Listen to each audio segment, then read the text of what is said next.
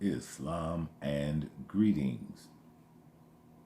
Princeanaelbey, Divine Prince and Supreme Grand Sheik of the Divine Theocracy of the Moorish Science Temple of America through Temple Alhambra. I hope everybody is doing well. I was reflecting, and during my reflections, I reflected on a statement that I made to you during one of my earlier videos. Speaking of which, I hope by now that you have checked out the Little Shell Tribe. And the statement that I made was, my experiences are different. And so they are. And as I'm doing this video thing here, I don't know if I'm getting better at it. The only thing that I know to do is to bring light to a darkened America. And I have had many experiences. And I think, as I cogitated on it when the thought was created, of doing another section for my videos. And this particular section would entail some of my experiences. And I will be sharing with you some of those experiences in detail.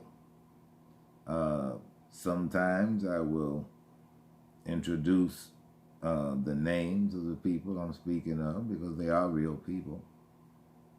Sometimes I won't. And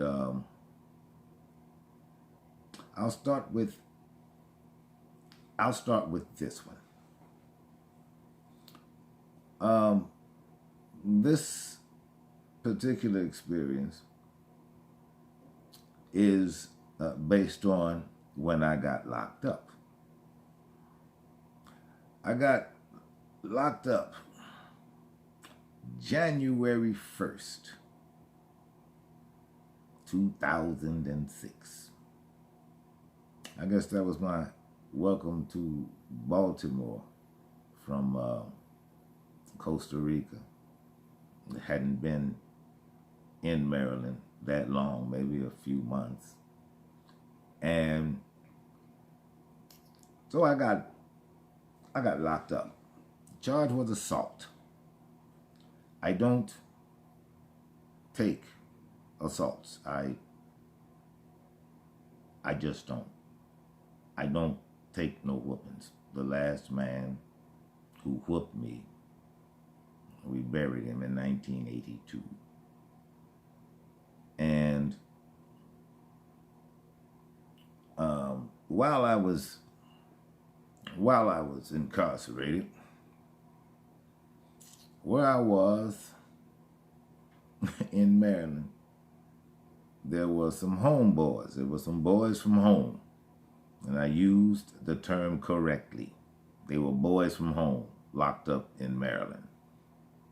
And so we developed our own little clique, you know. And as I looked around at jail, there was one other guy. There was one other guy in that place, as old as I was. They were all kids. They were all youngsters, locked up.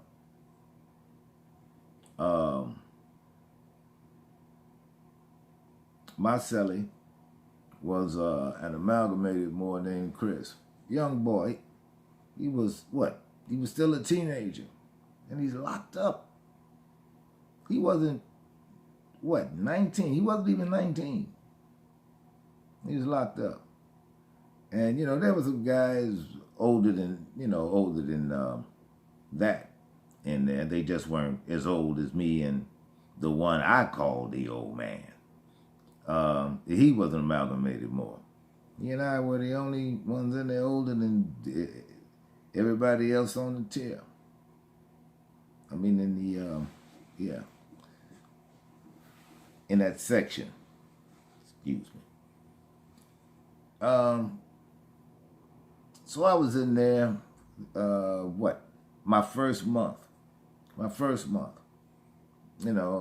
Got the place clocked. We got a little clique going. And after a while, the guys on the unit, they just started deferring to me and, the clique. I don't know what that was about.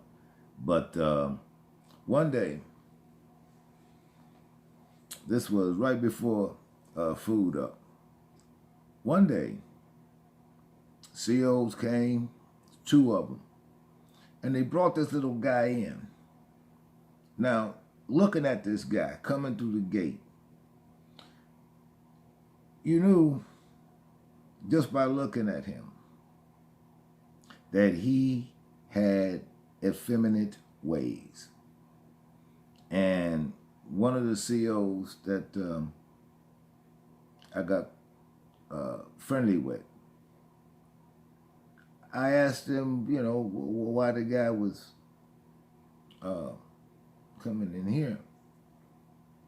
And it was because the other parts of the joint, the other units where he was, now they didn't change this boy's unit twice.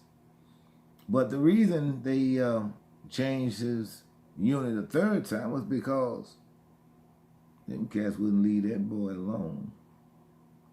They would not leave him alone.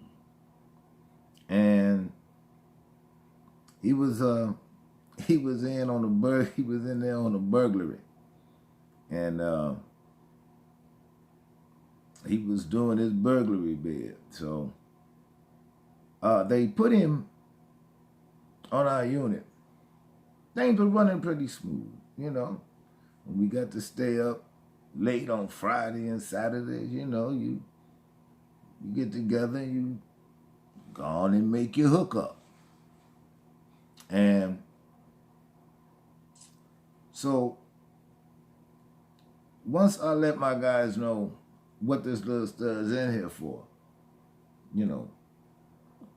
we had it good where we were. We're cool with the COs, the COs cool with us. We did what we wanted, everything was cool. We had it down. It was okay. Until they put this boy on our unit. Now, he was an Asiatic Moor, this fella I'm talking about. And a couple of the amalgamated Moors, they caught him in the shower. And I sent a couple of the guys in there to just make sure that everything was on the up and up, just to make sure that them nasty niggas was truly in there taking showers. Because, it was just too damn convenient a time. When he go in there, all of a sudden, they want to go in the shower. So, sent a couple of the guys in there to make sure everything was on the up and up. And next thing I know, I'm hearing scuffling and I'm hearing noise in the shower. Just before I get up to go to the shower, because, they got cameras all over the place. And the guards, not the HRT team, but the COs came in, and before I could get up, I heard one of them call my name and told me to go to my cell. And so I went to I went on in my house. Went on in my house. They closed it electronically and then locked it. And they came in, and now I'm just listening to the story being told. I'm listening to what's unfolding here now. So I'm in my cell. I got 4 guys over there in that mess. And they ain't got no business being in no mess. And one of my guys told the CO what they saw when they came to take a shower, and they tried to stop it, which was the truth. And so one of the guards, he looked over there at me. I'm standing there behind bars, looking at him, looking at me. And so I just stood there and looked, and I looked back at him when he looked at me. I looked back at him. And so they took the 2 amalgamated Moors off the unit, and everything went back to normal after a couple of days. Everything was fine. Until one Saturday evening. It's a late night. You get to stay up and watch TV. It's a late night. We sitting there. It's cool. We make the hookup, somewhere around 9 o'clock, 8:30, 9 o'clock. Everybody bring out their stuff. We just do the hookup so we can watch late night Saturday TV.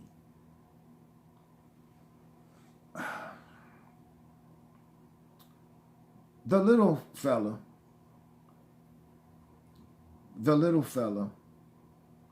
he was in his house. He ain't have a cellmate. He ain't have a cellie. And I guess that's why they put him over there, because, I ain't for no nonsense like that. I can't live like that. I'm already locked up. I'm not going to live like this. Not going to do it. And, so we maintain a little order around there. And that's why they put him over there on our unit. This little fella was in his house because he didn't want to come down, off the tier and watch TV with the rest of us. And, so now I used to talk to the guy. He and I used to rap a little bit. And, he even told me what happened to him on his 2 prior units. And them guys were coming after him. They were coming after him.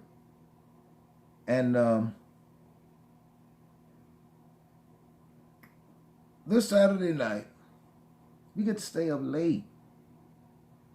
He comes out of his house, and he comes downstairs. Now, one of the guys, in our clique, he's a pretty big young boy. He's like 6'3", 235 pounds, 240. He's a big boy. The young fella came down the stairs off the upstairs tier. And he just started screaming and hollering and kicking on the gate. Now, like I said, there were cameras in the joint, all over the place. Well, after that melee in the shower, something happened to those cameras, and those cameras weren't working anymore. I don't know what it is. We don't know what happened, but we didn't have a camera over there in the northwest corner anymore, where you could see the entire bay. And when the COs came, they looked at him, and the first thing they did was called my name and told me to go in my house. And we just got the hookup done and I'm hungry? That jail food, it ain't nutritious for you. You stay hungry. You stay hungry. And so I got up and went into my house. They even turned the light on for me. They even turned the light on for me. And so I just grabbed one of my books, got in the rack, started reading. Now, I put the book down because I heard the gates open. That means the COs are coming in. COs came in. The big guy, the homeboy that I just described to you, they came, 6 of them. They came and they shackled him. They shackled him down. And then my other boy, he was tall and thin. He was from the west side. And we even had some people in common over there. And they shackled him. And then I saw this little nigga point to this amalgamated more. Now this brother, you know, he doing quiet time. He doing quiet time. He ain't bothering nobody, you know. And as long as you respect the next man, then you don't get disrespected. It's just that simple. I asked the CO that I was friendly with what that was all about. And he came over, he said, you know, whatever the boy's name was, he accused my guys of trying to come at him. I tried to come through those bars. And well, why would he do that? They were the only thing keeping the rest of them beasts off of him. Why would he do that? Plus, he hurt my strength. Why would he do this?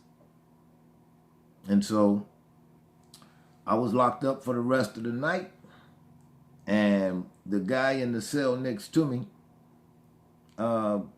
he asked me what was going on. I told him, I'll tell you at breakfast tomorrow, because I was seething at that point. You see, that's just injustice. That's just injustice. Well, the next morning at breakfast, I informed a man in the cell next to me what went down. And he asked me what I wanted done to him. I said, no, nothing. I said, nothing, because if anything happens to him now, they'll clear out this whole unit. And I told him to go get that little rat fucking punk, and to get the young fella and bring him over to the table. And I watched him.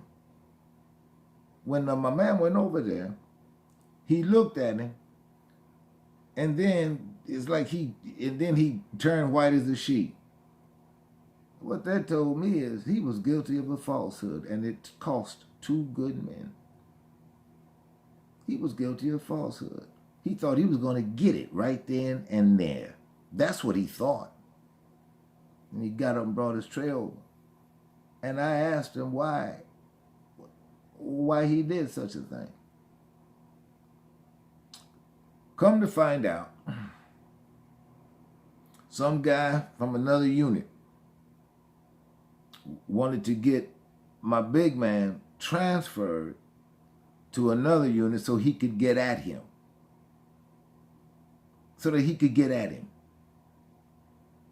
And they threatened the young fella.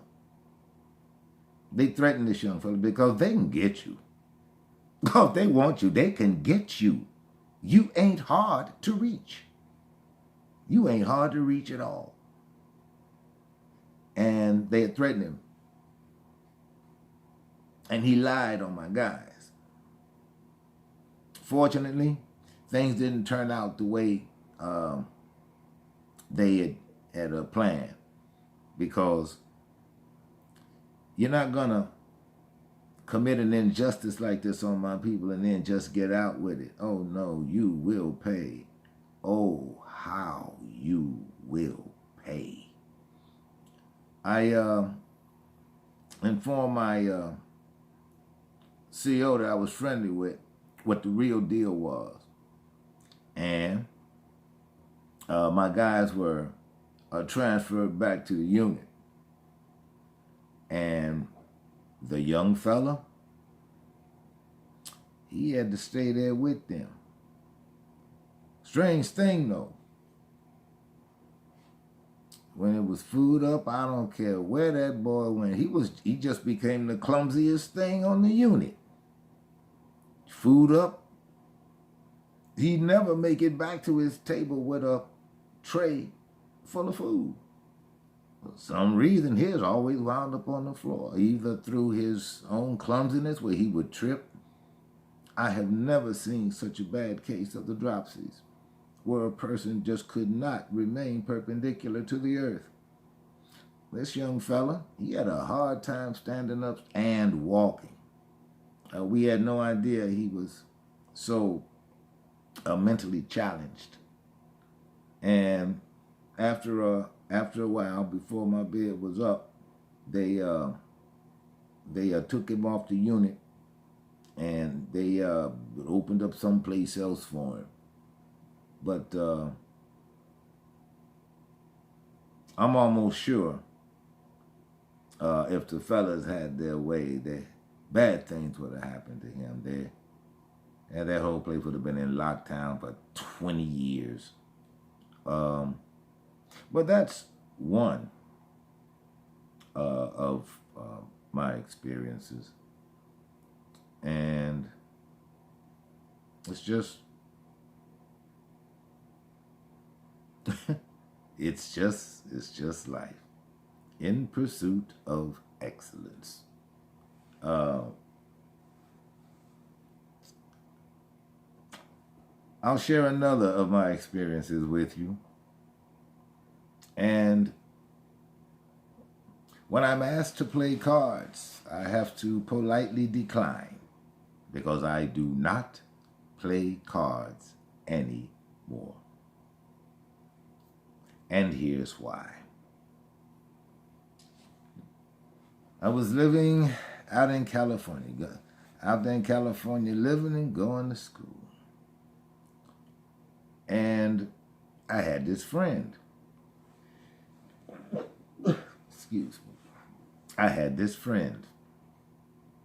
And my friend, he was dating a woman. And this, excuse me again. And this woman lived right next door to him in the same apartment building. She had sisters, lots of sisters. And they only had, it was what? 1, 2, 3, 4, 5. It was 5 of them. There were 5 sisters and 2 brothers. And I came to know them, fairly well. I would take my children over to my boy's house, and they would play with his girlfriend's sister's children and stuff. And it was cool. And we used to play spades, throw bones, all that good stuff. We just spend time doing that. Well, one evening, I'm at home. I was studying because I was doing some research for a paper I was doing for school. And I'd been at it for like 3 solid days. Go to work on the highway, come home, study, maybe eat. And that was the routine. I've been doing that for like 2-3 days straight. He calls and asks if I want to go over to one of the sisters' houses, to play some cards. Well, excuse the sniffling. I just don't want to blow my nose on camera. So I told him, well, sure. So I told my wife I was going with my boy over to so-and-so's house, and I should be back before 11. And I'll call you when I'm on my way home. So we get over there, and they had been just set the table up and got everything squared away. Got the drinks going and flowing. Got the weed going and flowing. And so me and my boy's girlfriend, we're partners. We're playing spades. Me and his girlfriend are partners. And 2 of her sisters are partners. Now, the sisters were, because she was the baby girl. She was the baby girl. She was the last one. She was the baby girl.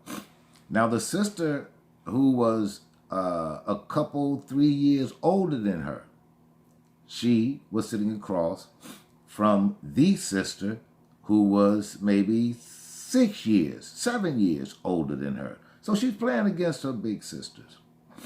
All right. We begin playing. And I don't know, but me and my partner, we had that chemistry. And if you have ever played spades and you had a partner, I mean, who had the telepathy thing going, I mean, just know to lead off with those clubs. You burn them. And we were burning them. I mean, we were burning them. We burned them up. They did make a comeback. They got us, I think, maybe 3 games. We got them for more than 4. Wow, I mean, they took a horrific beating. And I learned something that evening.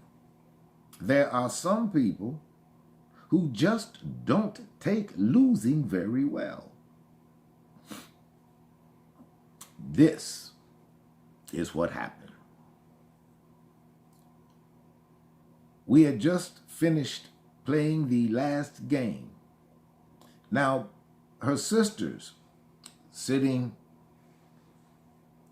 across from us, they began arguing. And you are hearing, bitch, you saw me throw the hearts. Why didn't you play the hearts? Well, of course. Well, nigga, how the fuck am I supposed to know that you are playing hearts? I led off with hearts, you dumb bitch. You saw it. And it went on like that for about 30 seconds. Now, we're all still sitting at this table. We're at the kitchen table. The next thing I know, the sister on my left, she gets up and she pulls out of the back of her jeans a snub-nosed 38, and she begins firing across the table at her sister. Well, the sister sitting across the table, she pulls out her .357 Magnum with the ventilated barrel. I'm sitting there not believing any of what I'm seeing. There are children running around everywhere. So they both click off about 4 shots at each other, sitting directly across the table from one another, firing live rounds from real guns. Well, my first inclination was to jet out of the front door backwards, because I don't think my feet would have touched the floor all the way to the door. And what I learned let me finish telling you this story. The oldest sister, she comes out of her bedroom, how she didn't get hit by those bullets, because I'm looking for dead children right about now. I'm looking for dead children. I said, these women are savages. They are just savages. The oldest sister came out. She had a double-barrel shotgun. She had side-by-side with outside hammers. She came around the corner cocking the hammers on that scattergun because it wasn't a shotgun anymore. She had sawed it off 18 inches from the stock. It is now a scattergun. And from where she was standing in that doorway, she would have hit everything on that side of the house because that scattergun had at least a 20-foot spread on it. That buckshot's going to spread 20 feet in both directions.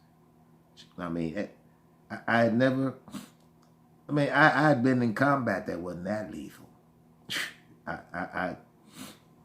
But that is why I do not play cards anymore. Because I thought I knew whom I was sitting down playing cards with. I thought I knew. I learned who I had been sitting down playing cards with, and what I vowed was that was never going to happen again. I had never seen anything like it. Now, I've had, my own brother pull a gun on me. I've had guns pulled on me lots of times. But this was a first for me in civilian life. And I had seen war, but this was a first for me. And I even used it as an exercise in my psychology class. And after I relayed the story to my professor and the class, the professor just sat there with his jaw on his desk. I guess he couldn't believe what I was saying. Every word of it was true. I had lived through it. I lived it. And so when the oldest sister came out, her and her scattergun, she told her younger sisters, knock that shit off, and you're going to have your boyfriends come by and patch my walls and get these goddamn bullets out of my wall. And then she asked, are any of the babies hit? Well, that kind of twisted my mind for a minute. You come out talking about bullet holes in your walls and then the children are secondary? I learned a lot that evening. But most of all, I learned to not play cards anymore. Therefore, I don't. I won't even play blackjack anymore. And I love that game. Don't forget to like, share, and subscribe. And if you like hearing of some of my experiences, let me know. And leave a comment if this is what you wish. I am here to serve. Peace and blessings all.